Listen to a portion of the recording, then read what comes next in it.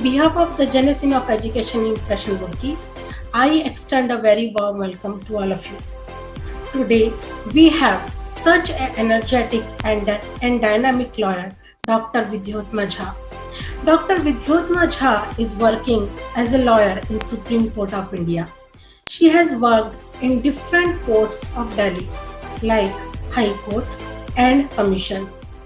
She is a woman of strong willpower and determination.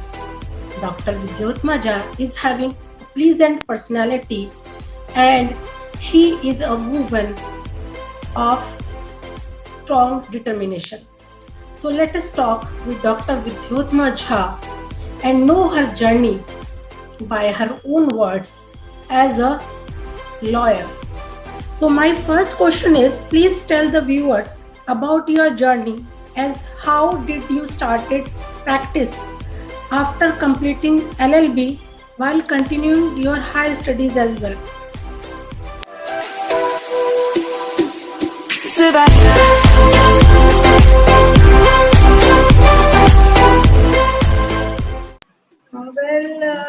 I've always wanted to be a lawyer for as long as I could remember, so much so that I don't really remember ever wanting to be anything else. My earliest memories of wanting to be a lawyer dates back to when I was in the primary school, and the idea that triggered me of becoming a lawyer in the first place was becoming the voice of the people, the voiceless, the unheard, who for some reason are unable to speak for themselves. So there are people who fear to approach the court and ask for justice. This deeply impacted my thought process, and since then I set a goal for myself, and from then on my focus was on becoming a lawyer, and that was the only thing in my mind. So that I could serve the people, the needy, the unheard. Many of us have childhood dreams which end up being just that. We don't carry it forward in our lives. They become the part of distant memories. But perhaps I was very determined towards my dream.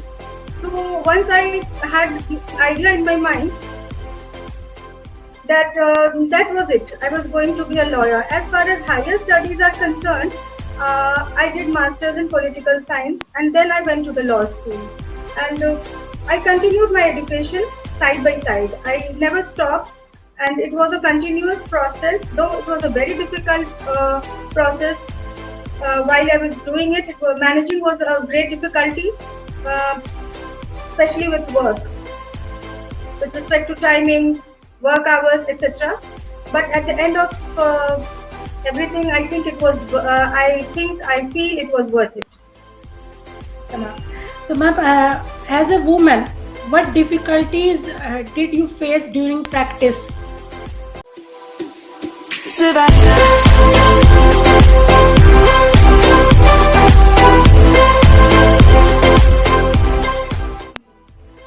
Women in litigation or in any other field confront gender bias at several levels, and problems more or less are similar in every field, I believe. So we say we live in a modern society, but gender inequality is still evident in several professions, including the legal professions. According to data published in the American Bar Association's Market Research Department in April 2016 somewhere, women comprised only 36% of legal professionals in the country. Though the number of women is growing in private law firms as well as the judiciary, they don't have access to senior positions. The working environment and office hours in most law firms are still more suitable to the male counterparts compared to the female counterparts. Women entering the legal profession have to face multitude of obstacles to pursue a successful legal career. There are three issues primarily, in my opinion, which are the biggest obstacle to women's advancement in legal profession and or maybe in other professions as well. They are traditional sexual stereotypes, inflexible workplace structures, and inadequate access to mentoring. Women also have to face problems such as inequality in pay structure.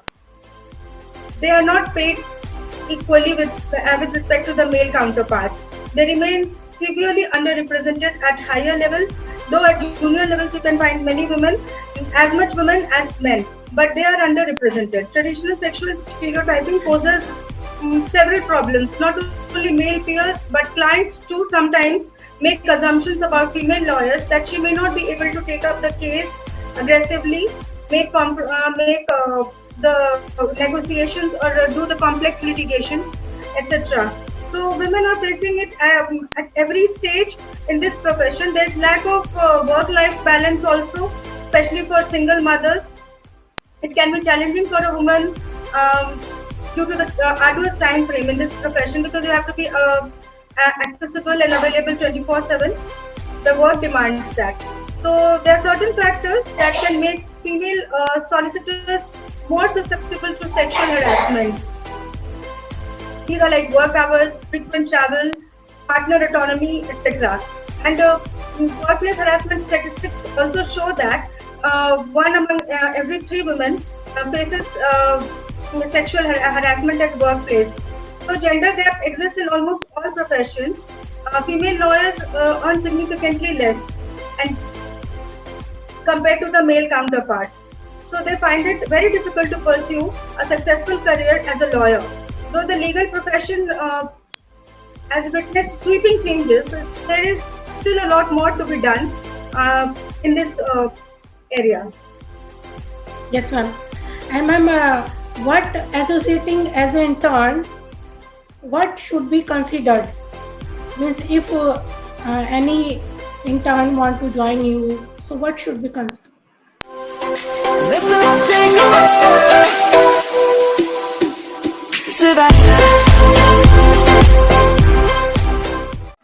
An internship is an opportunity offered by an employer to the future employees, potential employees rather. They are called interns. To work with a law firm for a fixed period of time. Internships mostly last for a month or 3 months if they are extended. And during a university semester, it is part-time. And during vacation periods, it's a full-time thing. So an internship should give practical skills, workplace experience, and greater knowledge of that industry in exchange for the employer benefiting from their labor. So some top traits to look for an intern or entry-level employee would include looking for an initiative even during the application process, positive attitude, eagerness to learn, adaptability, professional communication skills, and critical thinking. Okay, ma'am. Ma'am, in the present time, when there is no physical hearing in the courts, so it has been very difficult for a lawyer to earn living. So please suggest some measures to the LLB pass out students. What should they optimum?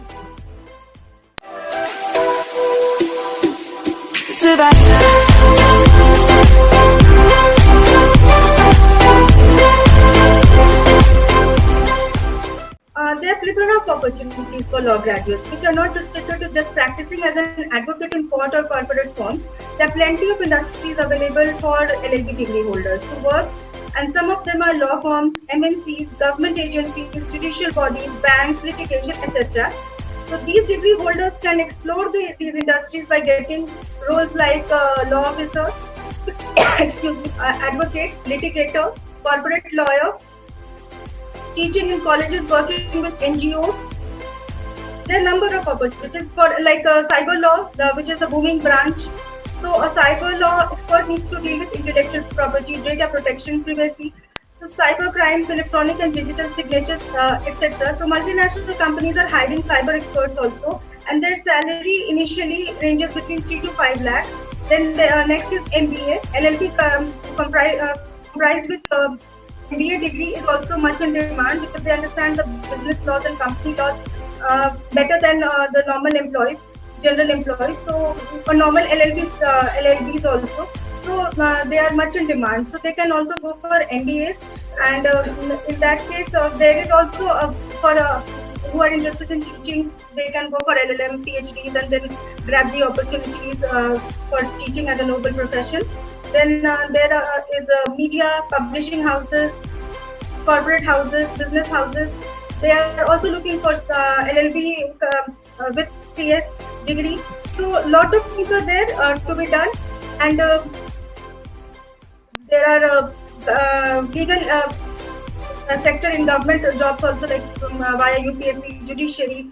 They can join the government jobs as well if there are vacancies coming up. And there are much more, like they can be corporate counselors, freelancers. They don't need to join the corporate firm as a employer in that capacity, but they can always have the consultancy things also doing.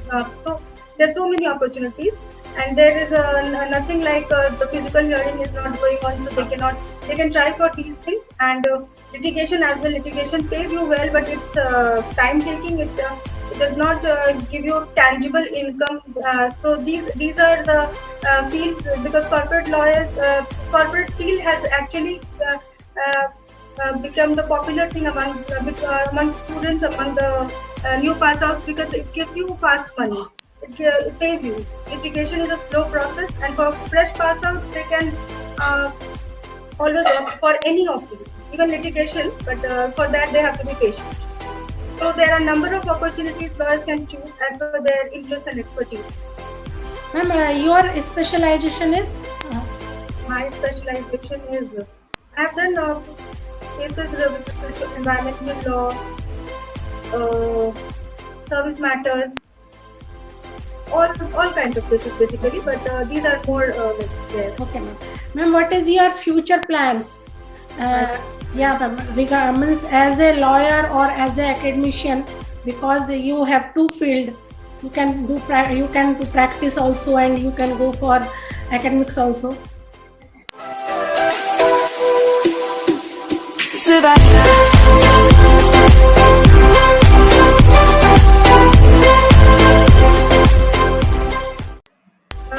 My dreams or future plans are something that keeps me going. I wake up with those plans in the morning, and that propels me through the day. So I think the first step in laying the foundation for successful personal development is to gain clarity around the vague ideas we have floating in our minds. The next thing that comes with clarity is long-term vision, motivation, self-control and discipline, better and faster results. And most of the attorneys actually think about financial goals first of all. So the first goal is financial, often like it's around our revenue, salary, etc. Then financial goals are important, but they only scrape the tip of the iceberg when it comes to setting goals. Professional development for lawyers also remains on top of their mind. So continuous legal education is also important, but there is much more to consider than meeting the professional requirements, in my opinion. And the same holds true for personal goals as well. So, but for me, it would be like helping the downtrodden, again becoming the voice of the voiceless, addressing the causes like social issues which have not been taken up so far, or if they are taken up, take it forward. Then spreading legal awareness to the masses and working in this direction, like the human rights, etc. Ma'am, your message for young lawyers, especially for women lawyers? Especially for women lawyers. I think the traditional model of working in the courts or offices have changed. So there is for women especially, they can work from home, so they can actually be a little more safe than they were earlier. So there are other issues also coming up. You cannot escape those problems, but then it's going to be a little convenient on that part. And for new lawyers, I will say that traditional model of functioning of legal community has actually changed dynamically and for the good.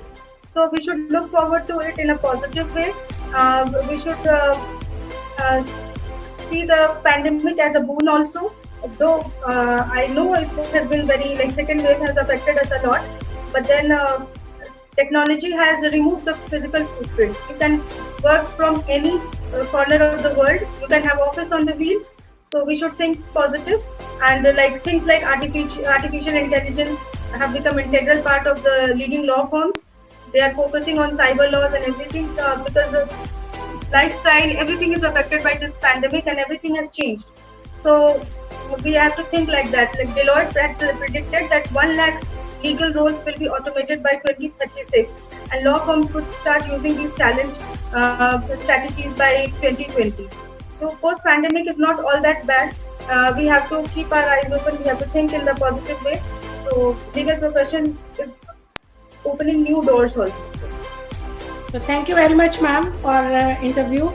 So I hope all the young lawyers and women, especially women lawyers, will motivate from you, and they will stand, especially some students while they are doing this LLB or LLM. So they will motivate from you and learn how to do practice and how to manage the things in the court. Survive.